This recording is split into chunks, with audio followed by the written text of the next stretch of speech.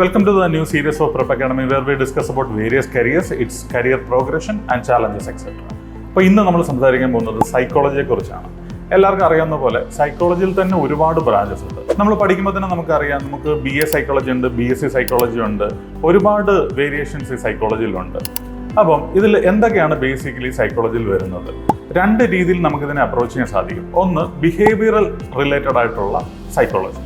അതിൽ നമ്മൾ കൂടുതലും കൗൺസിലിങ്ങും അതുപോലെ തന്നെ അക്കാഡമിക്സ് റിലേറ്റഡ് ആയിട്ടുള്ള കാര്യങ്ങളായിരിക്കും നമ്മൾ കൂടുതൽ ഫോക്കസ് ചെയ്യുന്നത്. BSc സൈക്കോളജി കൂടുതലും ആൾക്കാർ എടുക്കുന്ന ക്ലിനിക്കൽ റിലേറ്റഡ് ആയിട്ടുള്ള കാര്യങ്ങളൊക്കെയായിരിക്കും.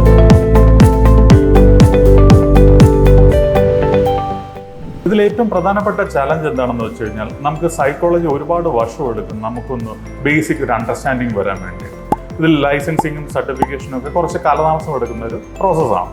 കാരണം ഒരു സൈക്കോളജിസ്റ്റ് എന്ന് പറഞ്ഞാൽ ഒരുപാട് കാര്യങ്ങളിൽ മറ്റുള്ളവരെ ഹെൽപ്പ് ചെയ്യുന്ന ഒരാളാണ്. നമുക്കറിയാം, ചൈൽഡ് സൈക്കോളജിസ്റ്റുകളുണ്ട്, സ്പോർട്സ് സൈക്കോളജിസ്റ്റുകളുണ്ട്, അതുപോലെ തന്നെ കോർപ്പറേറ്റ് സൈക്കോളജിസ്റ്റുകളും ക്ലിനിക്കൽ സൈക്കോളജിസ്റ്റുകളും എല്ലാം തന്നെ ഉണ്ട്. മറ്റൊരാളുടെ പ്രശ്നങ്ങൾ കേൾക്കുമ്പോൾ നമുക്കൊരു ഇമോഷണൽ ടോൾ ഉണ്ടാകാതിരിക്കുക എന്നുള്ളതാണ് സൈക്കോളജിസ്റ്റുകളുടെ ഏറ്റവും വലിയ ചലഞ്ച്. കാരണം ഒരുപാട് ഇഷ്യൂസുമായി വരുന്നവരെ ആയിരിക്കും ഒരു സൈക്കോളജിസ്റ്റ് നേരിടേണ്ടി വരുന്നത്. ഒരു റിസർച്ച് സൈക്കോളജിസ്റ്റ് അല്ലെങ്കിൽ ഒരു കൺസൾട്ടന്റ്, അസിസ്റ്റന്റ് കൺസൾട്ടന്റ് എന്നീ പൊസിഷനിൽ തുടങ്ങുന്ന ഒരു കരിയർ പിന്നീട് ഒരു സൈക്കോളജിസ്റ്റും സീനിയർ സൈക്കോളജിസ്റ്റും ഹെഡ് ഓഫ് ദി ഡിപ്പാർട്ട്മെന്റ്, ഇങ്ങനെ ഒരുപാട് പൊസിഷനിലേക്ക് പോകാൻ സാധിക്കും. ആൾക്കാരോട് ഒരുപാട് ഇന്ററാക്ട് ചെയ്യാനും അവരുടെ പ്രശ്നങ്ങൾ കേൾക്കാനും അതിനൊരു സൊല്യൂഷൻ കണ്ടെത്താനും താല്പര്യമുള്ള ആൾക്കാരാണ് ഈ കരിയർ തിരഞ്ഞെടുക്കുന്നത്. ഇന്ത്യയിൽ CUT എക്സാം എഴുതിയതിനു ശേഷമാണ് പലരും സൈക്കോളജി ഓപ്റ്റ് ചെയ്യാറുള്ളത്. ഇന്ത്യയിലെ ഏറ്റവും മികച്ച കോളേജുകൾ സൈക്കോളജി കോഴ്സുകൾ ഓഫർ ചെയ്യുന്നുണ്ട്.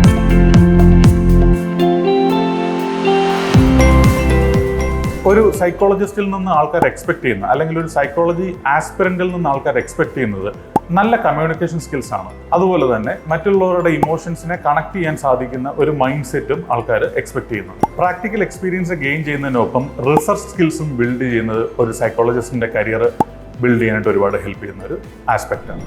Thank you for watching this video and all the very best for your career.